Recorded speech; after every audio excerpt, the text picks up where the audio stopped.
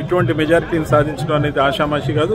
ముఖ్యంగా 243 సీట్లకు 209 సీట్లు, అది కూడా యాంటీ ఇన్కంబెన్సీ అనే దాన్ని దాటుకొని ముఖ్యంగా ప్రో ఇన్కంబెన్సీతో సాధించవచ్చని నిరూపించిన ప్రభుత్వంగా నరేంద్ర మోడీ గారు, నితీష్ కుమార్ గారి యొక్క జోడీ ఏదైతే ఈరోజు ప్రూవ్ చేస్తున్నారో ఇది చరిత్రాత్మకం. ముఖ్యంగా ఇలాంటి సంబరాలకు వేదికగా బీజేపీ కేంద్ర కార్యాలయం సమాయత్తం అవుతూ ఉండడం మనం అంతా చూస్తున్నాం. పెద్ద ఎత్తున సంబరాలకి మోడీ గారి రాక తయారీకి సెక్యూరిటీ బీఫ్ అప్ జరుగుతుంది. మొత్తం అన్ని రకాల సెక్యూరిటీలతో పాటు అన్ని రకాల కార్యక్రమాలు జరుగుతున్నాయి.